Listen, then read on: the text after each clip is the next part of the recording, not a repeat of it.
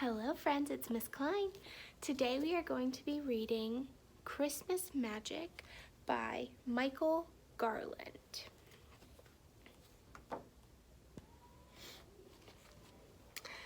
Emily had always loved Christmas Eve, but this year, something about it felt different. She couldn't tell quite what. Maybe it was the way the snow glittered and danced as it drifted down from the sky. It seemed to her that the snowflakes had never been so perfect. She watched the boy who was moving in next door. He seemed too shy to even say hello. A new friend would be nice, she thought, but he went inside before she could even think of what to say. Emily continued to roll the snowball she was forming and tried to imagine how her snow woman would look when she was done.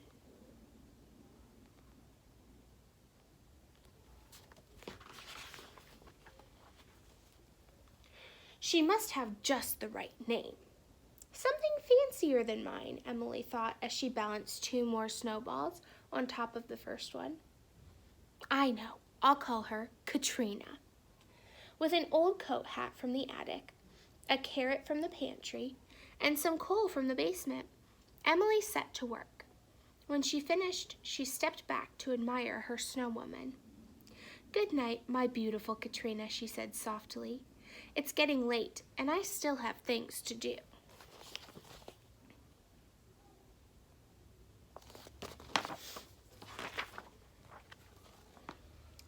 Once inside, she carried her gifts, already wrapped and ribboned, to their place under the tree. Emily had finished her Christmas shopping weeks ago. She had picked out something special for Mother, Father, her cat, Ginger, and Max, her dog. Next, she lifted the delicate angel choir from a cardboard box and carefully placed each figure on the round table. She glanced with anticipation at the empty stockings and then went upstairs to her room.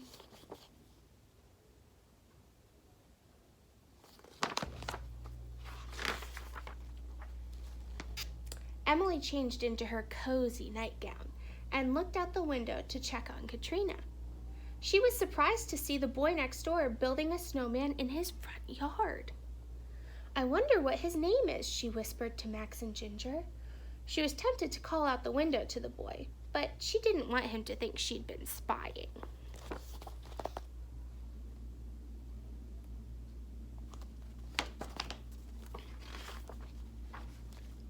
Mother and Father tucked her into bed, turned out the light, and closed the door, but Emily was still wide awake. She couldn't help thinking about Katrina again. She climbed out of bed and crept to the window. She was amazed by what she saw. Katrina's head was turned toward the snowman in the next yard, and his head was now tilted toward her. Emily knew it was impossible, but they seemed to be looking at each other.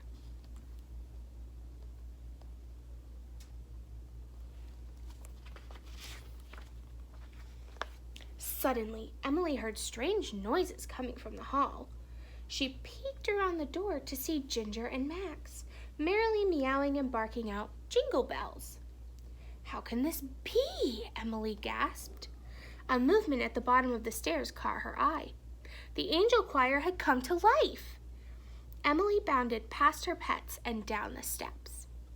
The angels flew in circles and loop-de-loops in and out of every room. Emily followed one of them right into the kitchen.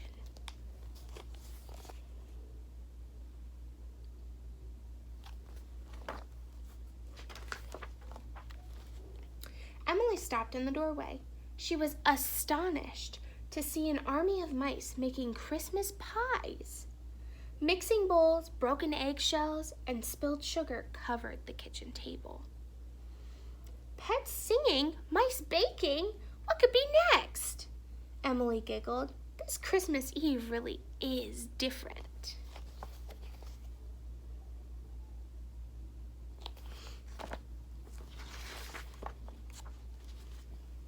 From the kitchen, Emily went into the parlor.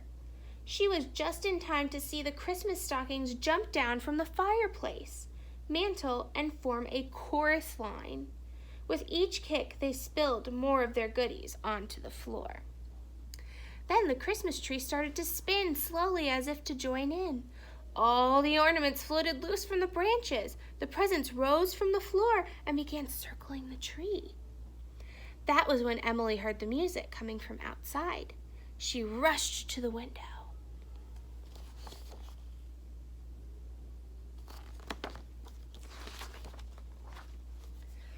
Katrina and the snowman weren't just looking at each other now.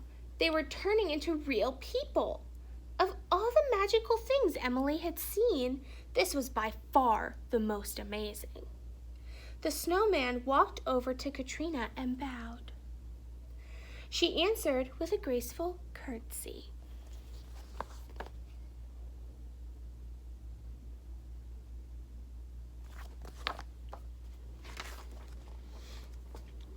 Emily watched the dashing couple swoop and swirl over the glittering snow.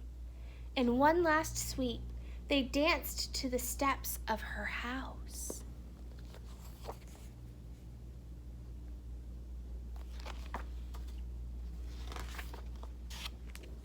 Emily heard a light knocking and ran to the door. She was so excited she could hardly open it.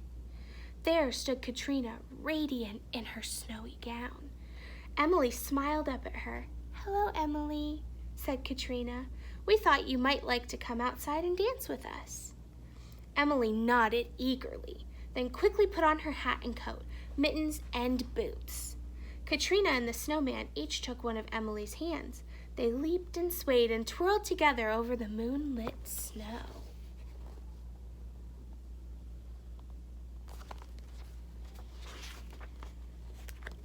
When the snow stopped falling and dawn was near, Katrina looked up at the brightening sky. Emily followed her gaze. "I loved dancing with you," Emily said breathlessly, "but I should go home now. Thanks for inviting me." "Merry Christmas. We will never forget you," said Katrina, squeezing Emily's hand tightly in her own. Once inside, Emily found she was too tired to climb the stairs. She snuggled up in the big chair by the Christmas tree and was soon fast asleep.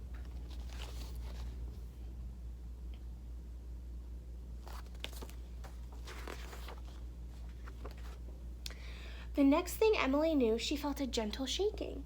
She sat up and looked around in bewilderment. The stockings hung peacefully above the fireplace. The angels stood exactly where she had placed them. "Did the mice finish baking the pies?" she asked. Father laughed. "That must have been some dream."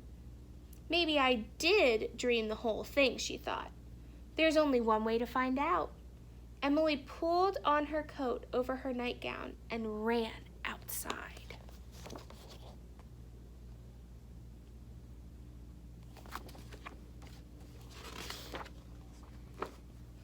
There, side by side on the sparkling snow, stood Katrina and the snowman. The boy from next door was there too. "I can't believe it," he whispered. "How did my snowman get all the way over here?" Emily grinned at him. "It was the Christmas magic," she whispered back.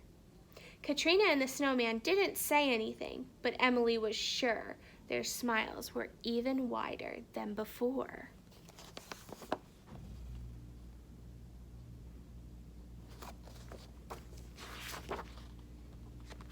The end. I hope you enjoyed our book today, friends. I will see you next time.